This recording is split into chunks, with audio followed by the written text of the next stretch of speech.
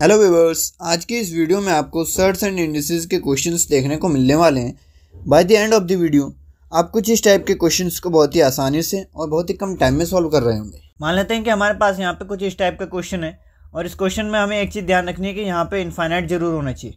ये जो मैं ट्रिक बताने वाला हूँ ये ट्रिक तभी काम करेगी जब यहाँ पे लास्ट में हमारे पास क्या होगा, इनफाइनाइट होगा। अगर यहाँ पे इनफाइनाइट ये नहीं है तो ये ट्रिक काम नहीं करेगी। ठीक है, तो ट्रिक क्या है, सिंपल है कि यहाँ पे 2 दे रखा है। ठीक है, तो 2 के हमें यहाँ पे क्या करने होंगे, फैक्टर करने होंगे। फैक्टर के हमने 2 आ गया और 1 आ गया।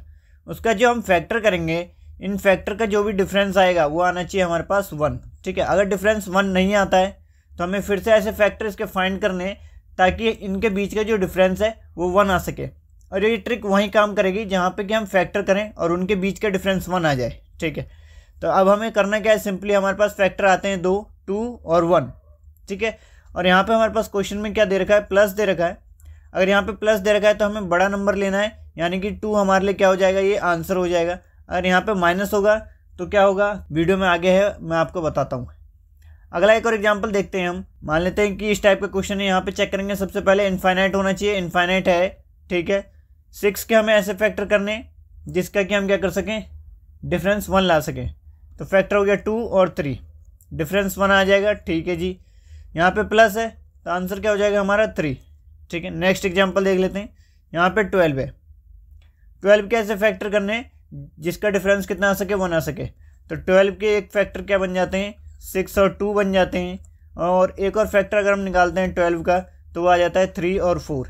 ठीक है, यहाँ पे डिफरेंस 1 नहीं आएगा। ठीक है, यहाँ पे डिफरेंस 1 आ जाएगा, डिफरेंस 1 आ गया। ठीक है, पहली कंडीशन फॉलो हो रही है। यहाँ पे प्लस है तो आंसर क्या हो जाएगा हमारे पास, 4 हो जाएगा। बड़ी वाली संख्या हमारे लिए क्या होगी, आंसर होगी। अब मान लेते हैं कि यहाँ पे क्या हो, बीच में माइनस हो।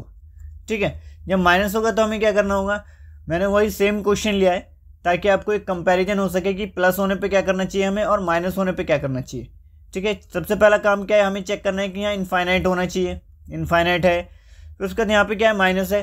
तो 2 के ऐसे फैक्टर करने जिनका डिफरेंस कितना है, 1 है। तो 2 और 1 यहाँ पे क्या है, 2 फैक्टर बन गए। अब यहाँ पे माइनस है तो हमें क्या करना है, यहाँ पे छोटी वाली संख्या लेनी है, यानी कि 1 हमारे लिए क्या हो जाएगा, आंसर हो जाएगा। प्लस के केस में क्या करते थे, अगर यहाँ प्लस होता तो हम बड़ी वाली संख्या लेते और उस केस में हमारे पास आंसर आता 2। माइनस है तो हमारे पास आंसर आ जाएगा यहाँ पे 1। ठीक है, इसमें देखते हैं जैसे कि 6 है, 6 के फैक्टर करेंगे 2 और 3, डिफरेंस 1 आ रहा है। ठीक है, कंडीशन फॉलो हो रही है। यहाँ पे इनफाइनाइट है। ठीक है, तो यहाँ पे करना क्या है, माइनस है, माइनस है तो छोटी संख्या हमारे लिए आंसर हो जाएगी। ठीक है, आगे बढ़ते हैं। अब यहाँ पे जैसे कि 12 है तो 12 के अगर हम फैक्टर करते हैं तो फैक्टर करेंगे कितना आएगा, 3 और 4 आने वाला है। ठीक है, डिफरेंस करेंगे, डिफरेंस भी हमें यहाँ पे 1 मिलने वाला है। ठीक है, यहाँ पे चेक कर लिया हमने, इनफाइनाइट है। ठीक है, तो यहाँ पे जो आंसर आएगा वो कितना आ जाएगा, 3 आ जाएगा। 3 क्यों आएगा, क्योंकि यहाँ पे क्या है, माइनस है। माइनस आएगा तो हमें छोटी संख्या लेनी है, और प्लस आएगा तो बड़ी संख्या लेनी है। बस ये चीज़ हमें यहाँ पे ध्यान रखनी है। अब मान लेते हैं कुछ इस टाइप का क्वेश्चन है, प्लस प्लस कुछ नहीं है, सीधा अंडर रूट के अंदर अंडर रूट है और इनफाइनाइट तक जा रहा है ये। ठीक है, तो इस केस में आपको कुछ नहीं करना है, जो भी यहाँ पे वैल्यू दी होगी और ये सारी वैल्यू यहाँ पे सेम होगी, वही आपका आंसर हो जाएगा ये। ठीक है, अब मैं आपको बता देता हूँ कि ये आंसर किस तरीके से आता है। मान लेते हैं कि एक्स की वैल्यू यहाँ पे हमने ये जो पूरी इक्वेशन है, ठीक है, ये जो पूरा क्वेश्चन है इसको हमने एक्स के इक्वल रखा है। तो अंडर रूट 3, फिर अंडर रूट है उसके अंदर, फिर से अंडर रूट है और फिर से अंडर रूट है और एक 3 और है, फिर ये इनफाइनाइट तक जा रहा है। तो एक्स की वैल्यू हमने ये मान ली। अब हम क्या कर रहे हैं, इसका स्क्वायर कर रहे हैं। इधर भी स्क्वायर किया और इधर भी हमने स्क्वायर किया। ठीक है, स्क्वायर से ये स्क्वायर रूट कैंसिल आउट हो जाएगा। तो एक्स स्क्वायर की जो वैल्यू आती है हमारे पास कितनी आती है, 3 under root 3 under root 3 under root 3 under root 3 under root 3, infinite तक जा सकता है। ठीक है, अब इतने जो पोर्शन की वैल्यू है हमारे पास यहाँ पे कितनी है, एक्स है, जो कि हमने यहाँ पे एक्स मानी थी। तो इसको हम लिख सकते हैं 3x और ये हो गया हमारे पास एक्स स्क्वायर। ठीक है, तो क्या होगा, एक एक्स से एक एक्स कैंसिल हो जाएगा और यहाँ पे एक्स की वैल्यू कितनी आ गई, 3 आ गई। ठीक है, और मैंने भी आपको यहाँ डायरेक्ट ही बता दिया था कि इसका आंसर हमें सिंपली करना कुछ नहीं है, यहाँ पे चेक कर लेना है, ये इनफाइनाइट होना चाहिए। ठीक है, ये एक लिमिट क्वांटिटी नहीं होनी चाहिए, इनफाइनाइट होनी चाहिए, तब जाके हम क्या कर सकते हैं, डायरेक्ट इसका आंसर टिक कर सकते हैं। सपोज जैसे कि इसको चेक करना है तो सबसे पहले हम ये चेक कर लेंगे, ये इनफाइनाइट होना चाहिए और इसका आंसर कितना आ जाएगा, 5 आ जाएगा। बस हो गया ये। ठीक है, अब मान लेते हैं कि इससे पहले वाले क्वेश्चन में क्या था, ये तो इनफाइनाइट तक जा रहा था तो हमने तुरंत 5 लिख दिया यहाँ पे, लेकिन अब क्या हो रहा है यहाँ पे, ये इनफाइनाइट तक नहीं जा रहा है, ये 1 2 3 4 5 के बाद ही रुक गया है। तो इस केस में क्या करेंगे, सिंपली हमें करना क्या है, यहाँ पे हमने लिखा 5 और 5 की पावर में, ठीक है, जो भी काम होगा यहाँ 5 की पावर में 2 की पावर n -1 अपॉन में 2 की पावर n, ठीक है, इस तरीके से। और n की जो वैल्यू होने वाली है वो क्या होने वाली है, 1 2 3 4 5, यानी कि जितने बार ये हमारे पास स्क्वायर रूट मिलेंगे वो वैल्यू हमें यहाँ n की जगह रखनी है।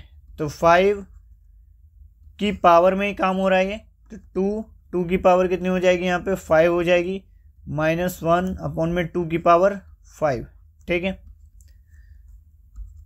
तो ये हो गया हमारे पास 5 और 2 की पावर अगर 5 करते हैं तो कितना आता है हमारे पास 32 -1 किया और अपॉन में आ गया हमारे पास 32, ठीक है। तो ये हमारे पास कितना आ जाएगा 5 32 -1 किया तो यहाँ पे आ गया 31 अपॉन में 32। तो हमारे पास जो आंसर आ रहा है वो आ रहा है 5 की पावर 31/32, ठीक है। एक और एग्जांपल देखते हैं ताकि आपको और अच्छे से ये चीज़ क्लियर हो कि आखिर इसमें हो क्या रहा है, ठीक है। प्लस माइनस में क्या था, बहुत आसान था, कोई दिक्कत नहीं थी। थोड़ी सी जो कठिनाई आ रही है इस वाले में आएगी, वो भी क्लियर हो जाएगा। सिंपल मेथड है, करना क्या है, यहाँ पे 4 है तो 4 लिखा, जो भी चीज़ करेंगे हम उसकी पावर में करेंगे, 4 की पावर में, ठीक है। तो 4 की पावर में हमें करना क्या है, सबसे पहले यहाँ लिखना है 2 की पावर n -1 अपॉन में यहाँ पे 2 की पावर n, इतना सा एक फॉर्मूला याद रखना है बस।